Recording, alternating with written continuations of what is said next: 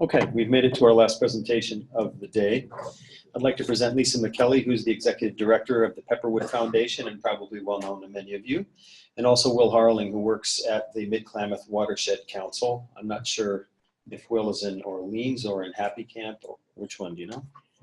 Orleans, okay, great, that's where he is. Hi, Will. Anyway, they're going to be talking about, is this the name of the, you get presentation up? Let's do that. Let's see if I can find it. I got it. Believe it or not, I've learned how to use an Apple in the course of 2 days. Back to the future, partnerships embracing fire as a resource for a resilient future. All right, take it away. Thank you so much. So this presentation today was proposed by the chair of the Board of Supervisors for Sonoma County, James Gore. And he's really sorry he couldn't be here today. He thought he could sneak out of his board meeting early this afternoon, but apparently their plate is pretty full. You're going to hear more about what Sonoma County is doing to build partnerships. And so I'm really excited to talk about this theme. And I think we're really excited to have Will Harling here to talk about a very successful partnership to build on what Sarah was talking about, is that, you know, we can have the science and we can have the understanding, but if we don't have functional relationships to bridge all the different parts of this equation, we're not going to succeed. So Supervisor Gore's hope for today is that this group, he really appreciates getting together, and he hopes that will be the point of the spear in moving us back into a functional relationship with fire as a resource instead of an enemy. So we are going to explore a little bit how we can start integrating fire into our management. And here's a prescribed burn that we actually did at Pepperwood as part of our adaptive management of our preserve. So I'm going to talk a little bit about what Pepperwood does and then hand it over to Will so we can learn from our partners to the north. So if you haven't heard of us, we're located in the Miquellee Mountains, halfway in between Calistoga and Santa Rosa, and you'll hear more about our experience during the fire in a second. But we really joined the fire conversation. We're mostly known in the last decade having worked on climate adaptation plans for this area. So this is a map of the Russian River Basin plus our neighboring counties, and looking at potential increased risk of fire as a result of climate. And we did this work with David Ackerley in our TPC3 group. So people thought we were sort of thinking ahead here. And we've also worked with the Bureau of Land Management and other partner agencies to convene gatherings that bridge the scientific community and the management community. And we did an in-depth event after the Valley Fire that brought in scientists from the National Park Service, like you see here, the chair of our Native Advisory Council, Clint McKay, our own preserve manager, Michael Galogli, and then Megan Sheeline from CAL FIRE, to start having this conversation about what do we know and what do we not know about real life management problems like we're talking about today. And we use our preserve as a venue for demonstrating how to do this work and teaching people how to do it. It's only one part of the triangle, but it's the part we have the most control over. And as people that have to do this work ourselves, we can share sort of the nuts and bolts of getting it done. So this is what our Dwight Center for Conservation Science looks like now. The Tubbs Fire started here and came over the shoulder. We were severely impacted and lost all of our wood structures, but for one, including 2 residents, our supply barn, and an observatory. But this is only a couple weeks after the fire. You can see the spring back.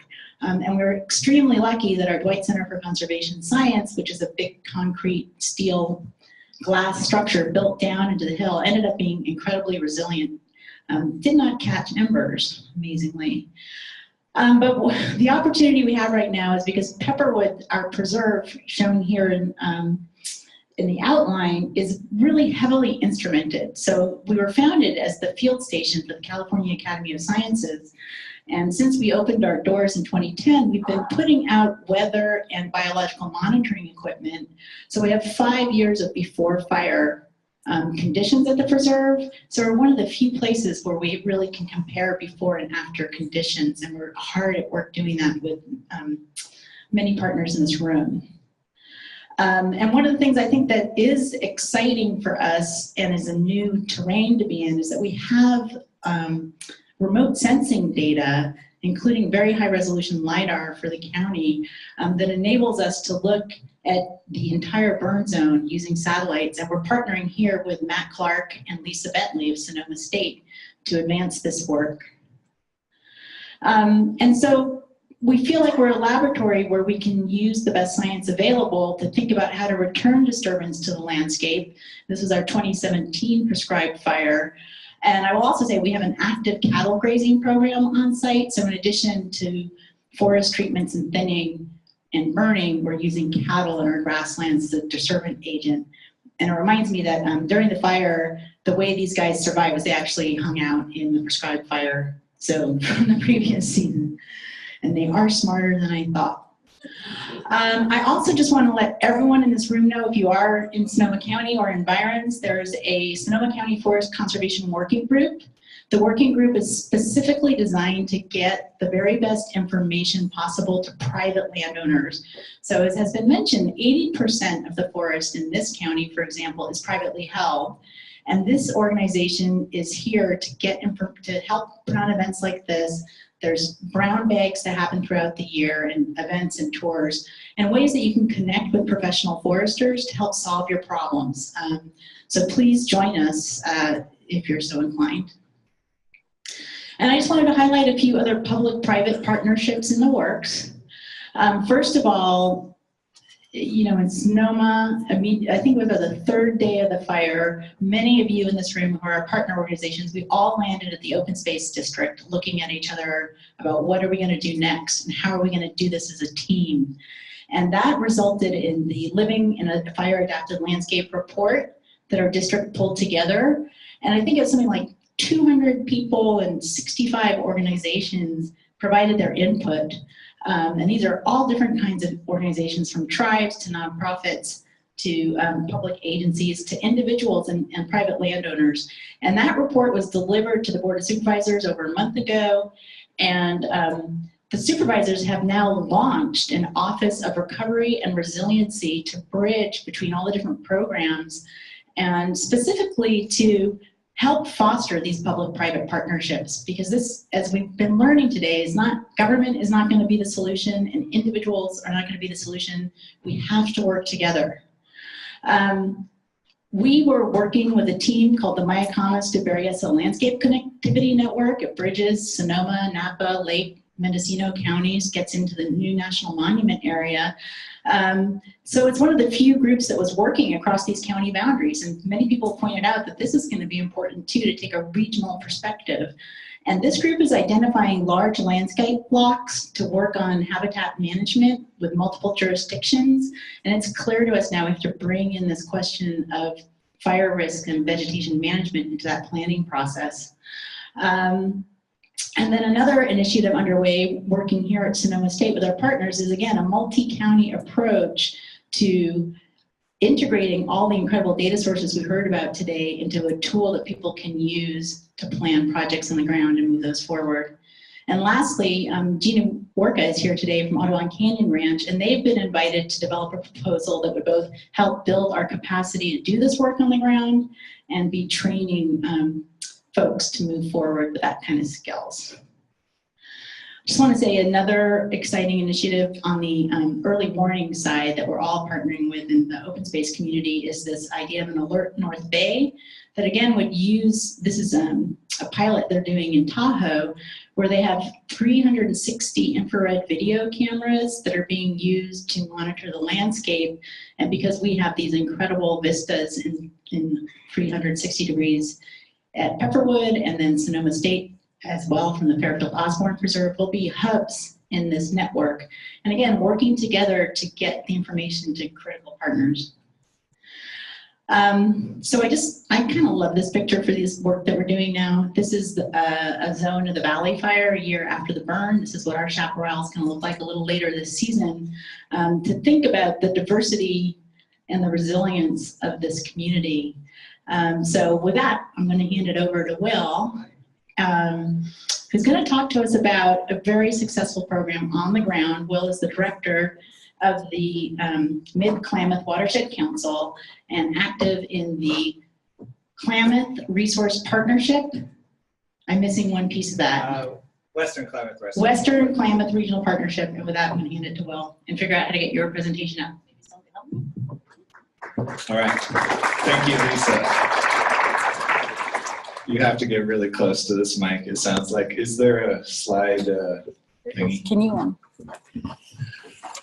So when my presentation does come up, You're live. Oh, is there a beginning slide? That one, yes. I invoked the cohesive strategy just in this title just because last week the preeminent fire historian Stephen Pine did a presentation in Utah, and he said of the cohesive strategy, the fate of the cohesive strategy will be whether or not it's adopted in California. Because of the fire issues here and the resistance to resistance in California to what's going on with fire in the rest of the country. So that puts a burden on us. I encourage anybody who's not familiar with the cohesive strategy to go out and read it, because it's a clear-eyed look at how we're going to restore our relationship to fire in this country. And today I want to kind of give hope that we can overcome some of these social and cultural obstacles to changing how we look at and manage fire in this area. And, I had talks with many of you today about, folks have been beating their heads against the wall of these intractable issues for a couple of years, for 5 years, maybe it's 10 years.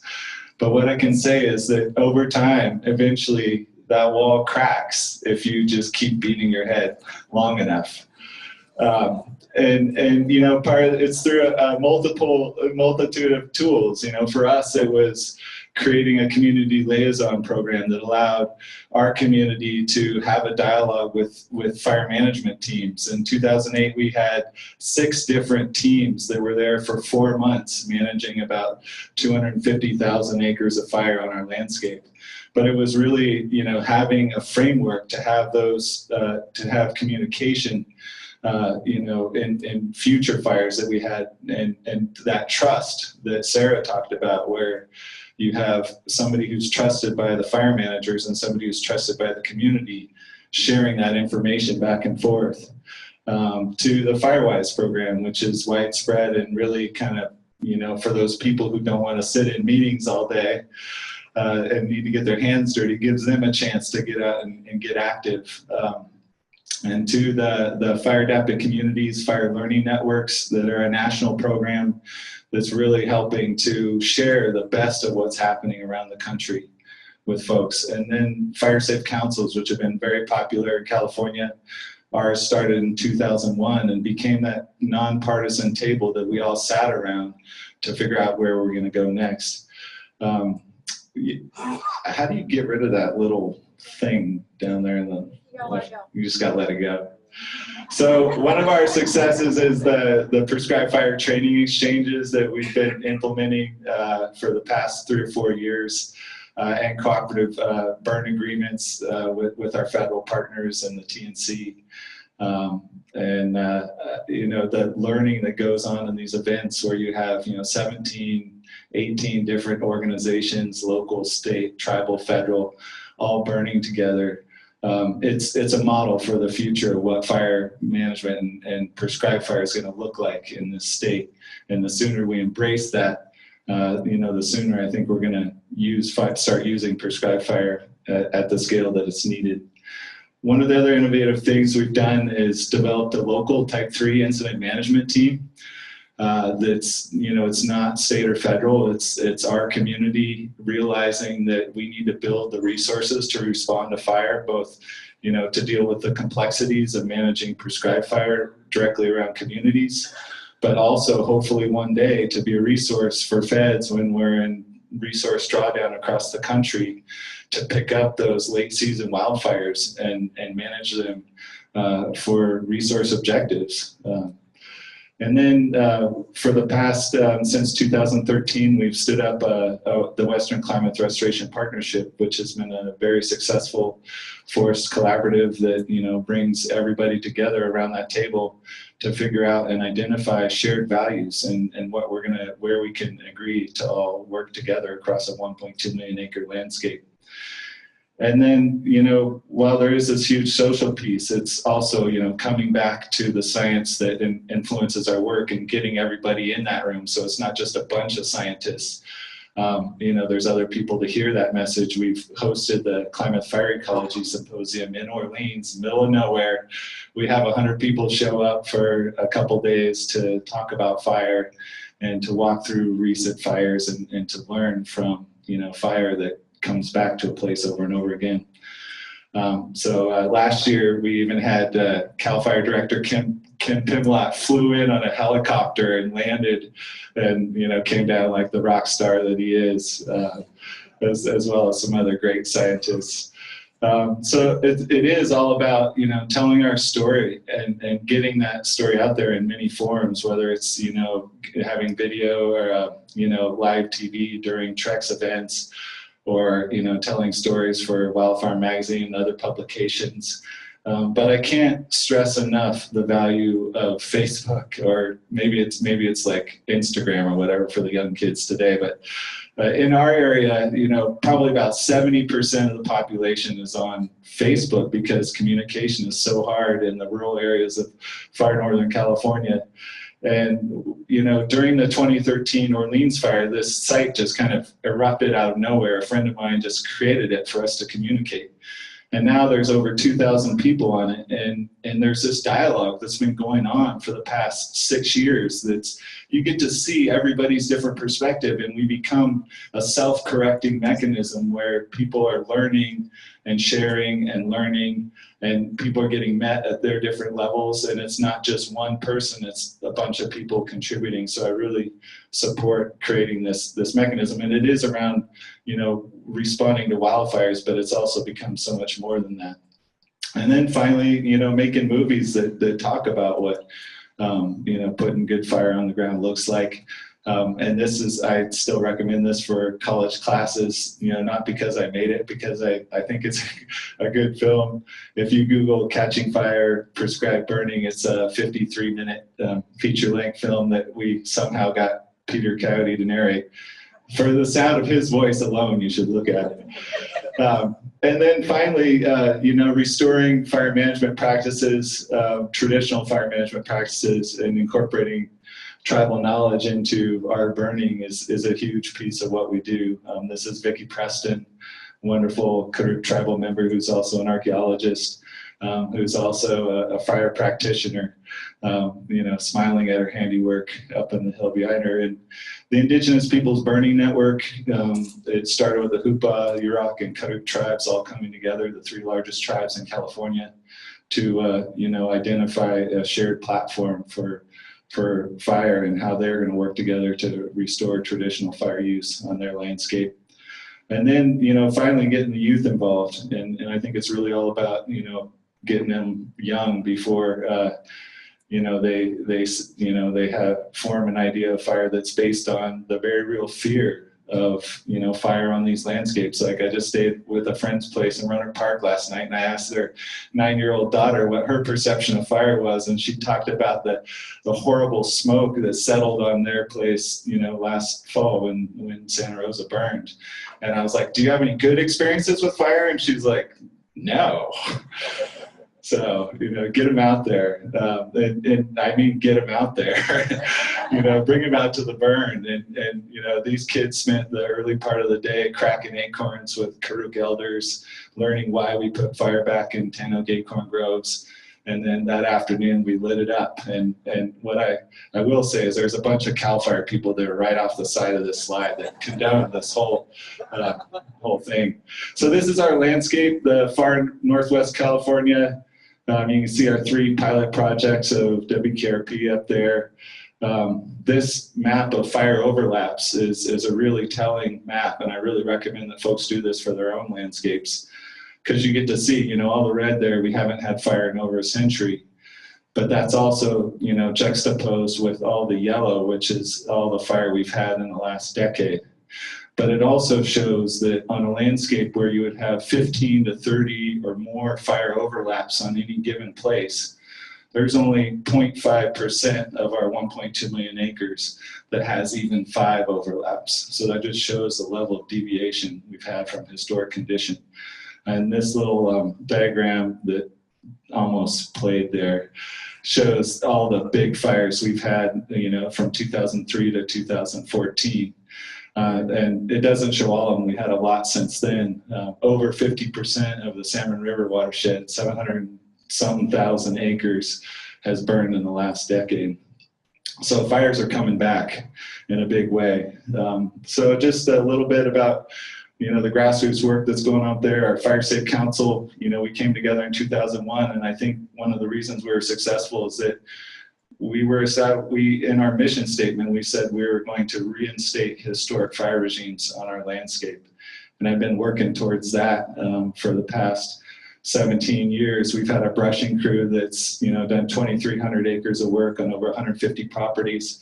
And you can see in the background how thick what they're treating is. I can't believe whoever took that picture got them to smile like that, because it's horrible work. But it really sets the stage for using prescribed fire safely around homes.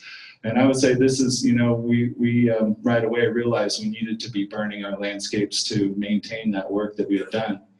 And in that time, we've overcome a lot of the obstacles to prescribed fire that a lot of people have run into, you know, liability, air quality, burn permitting, having a trained workforce, and also the community acceptance piece. So, you know, I think that one of the keys early on was that we knew that we had to bring a lot of people together to get this burning done, that if it was just one group, you know, if something goes wrong, that organization gets thrown under the bus and then everybody gets their torches taken away. And so the only way we're going to move forward is when there's nobody left outside that circle to throw tomatoes or to litigate. And, you know, one of the things we did was just burn right around homes, because this is where the work does the most. This is where you're going to save homes. And I like this picture because I'm afraid to touch this button because I feel like I'm going to turn off something. But is there a laser on here? Yeah, it's the middle one, right? The middle one? Yeah, The cool one looks like Star Trek? Yeah. Oh, yeah. So here's Sam Berry, who joined our treks and did his basic 40 so he could do treks.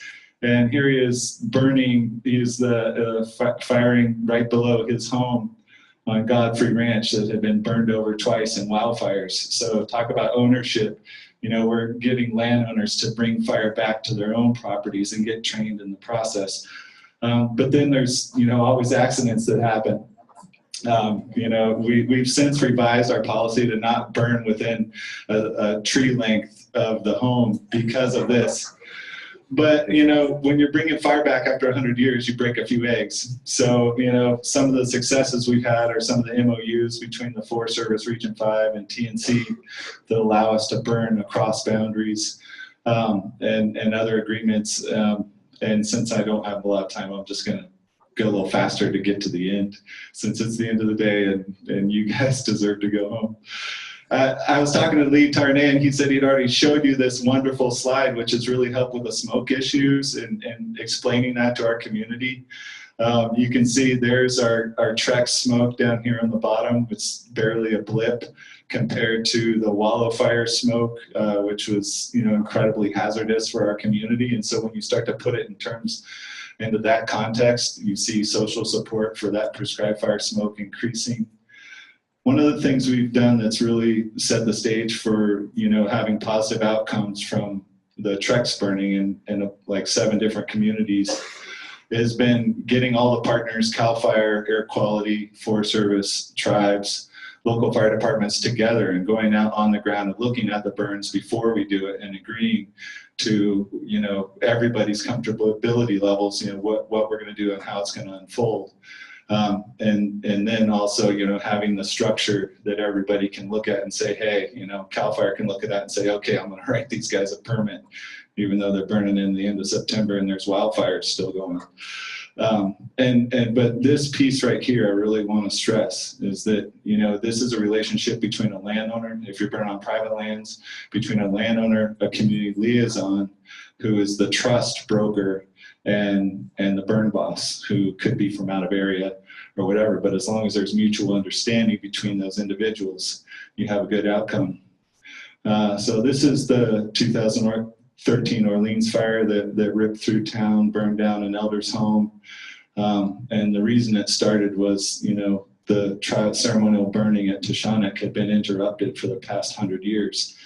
And so the fuels built up and became the source for that fire.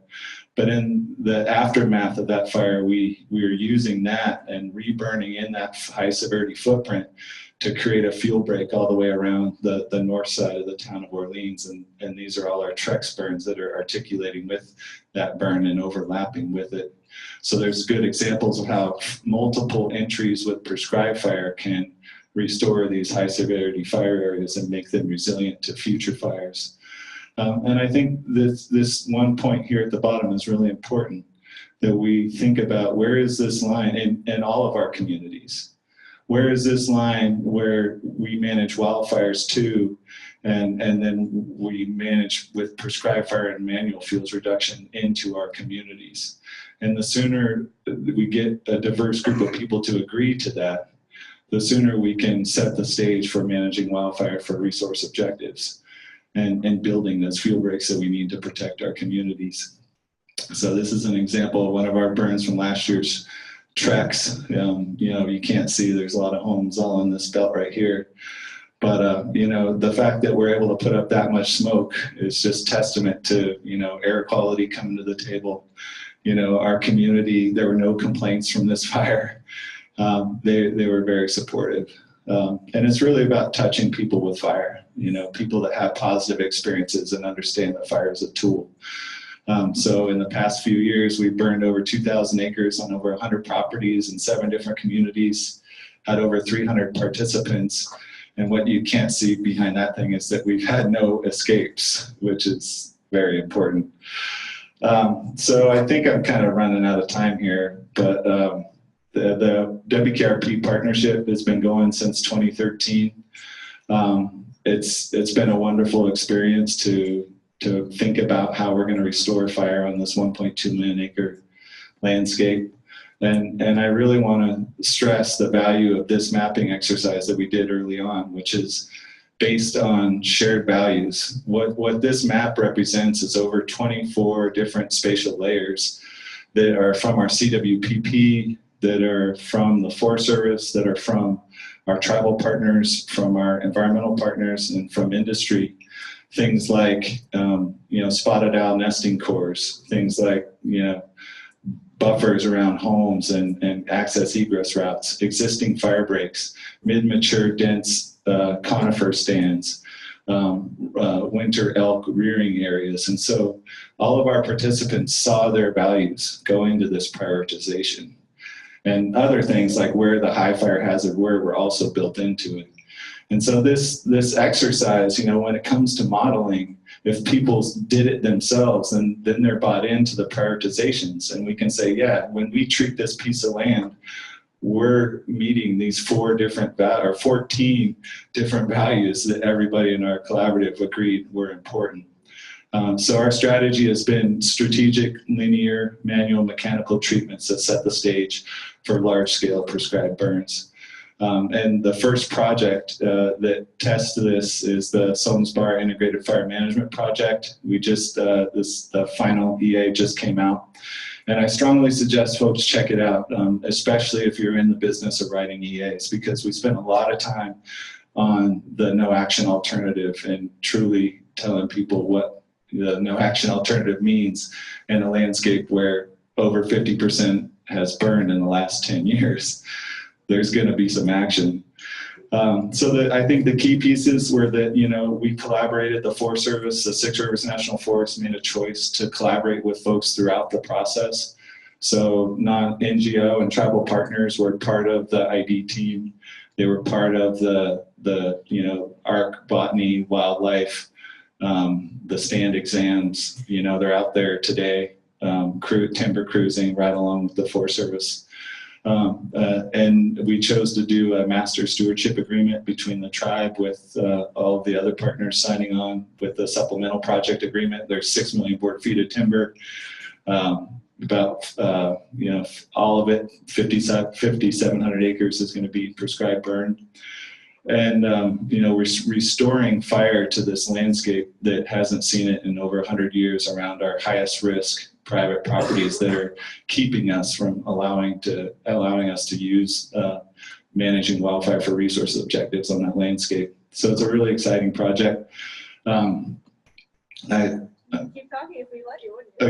I would. Well, is this the hook? So I'm going to go to the last slide, which I just want to touch on this study by Carl Skinner, which for me is a really critical piece, which is, what Taylor et al., which I think Scott Stevens was in there too in the study that looked at fire histories in the Sierras found.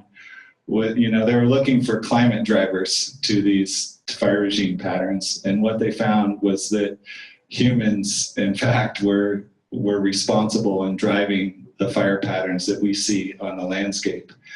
And I think this is a really critical point because, what that means is that all of us in this room, are responsible for fire on this landscape and every place that we come from. And we, as Americans, like to think about our rights, our property rights or whatnot, but really, what we own is that responsibility to managing fire on our landscapes. And the sooner we assume that responsibility, we're going to avoid fires like this. And that Carl Skinner story more is that this, every fire tells a story. You can Google that, check it out. It's a good movie that we just did. Thank you.